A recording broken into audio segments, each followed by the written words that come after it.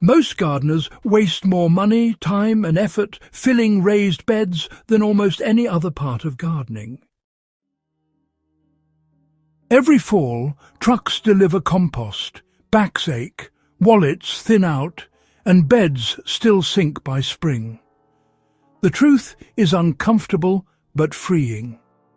Raised beds were never meant to be filled entirely with compost.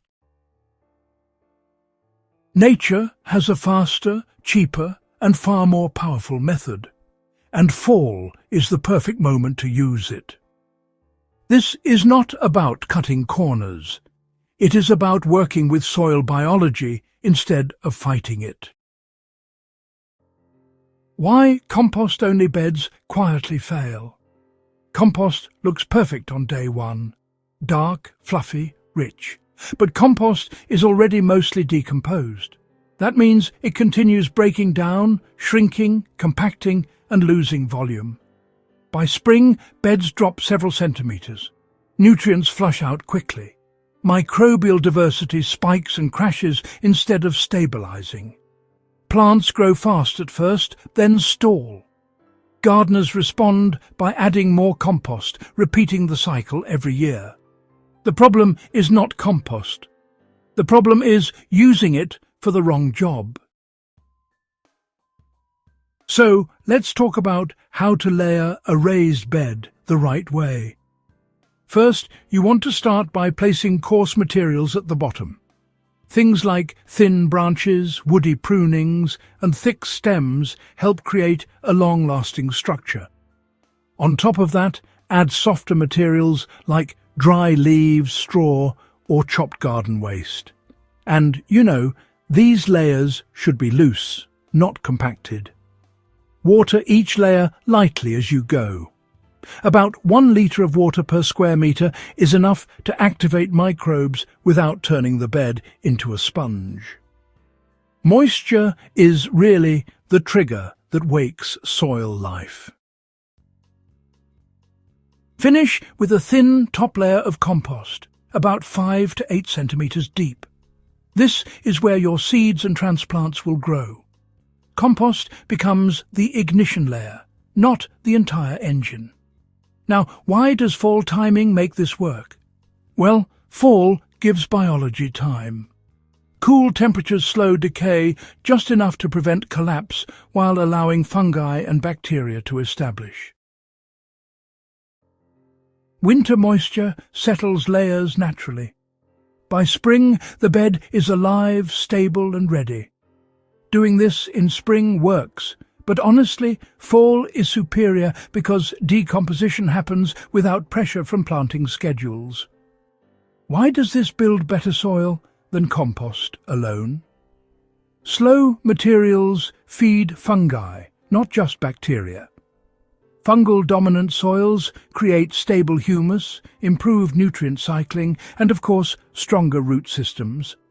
Compost-heavy beds often become bacterial-heavy, which favours fast growth but weak resilience. The layered method creates balance.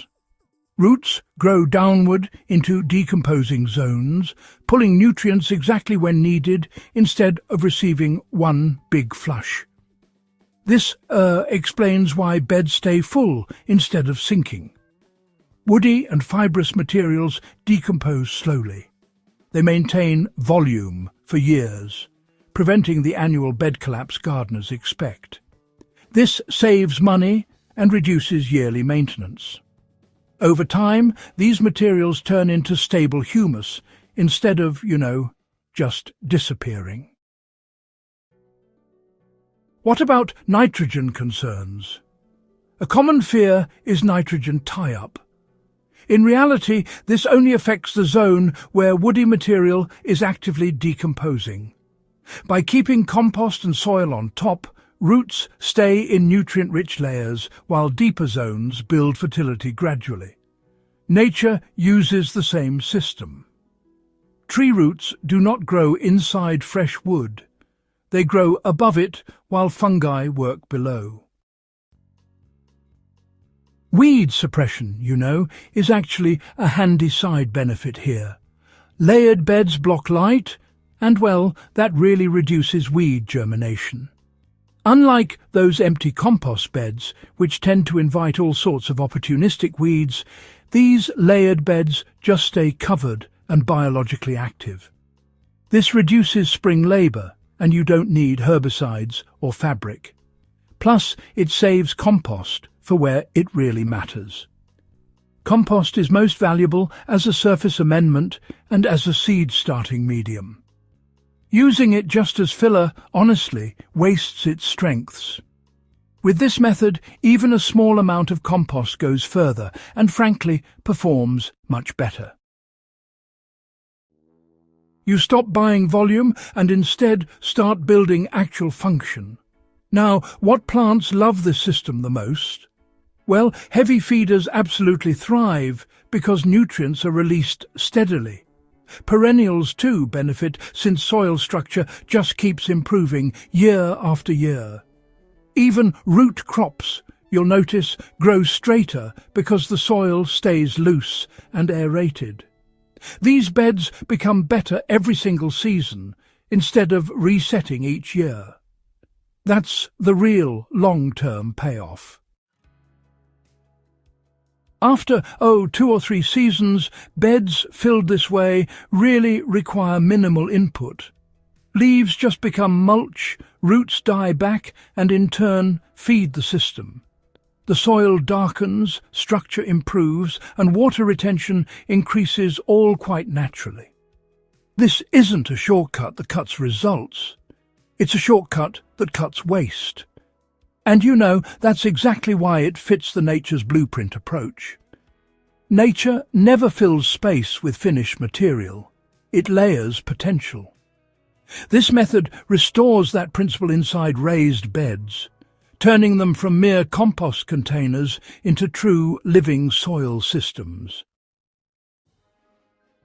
Once you really understand this, raised beds stop feeling expensive and honestly start feeling regenerative.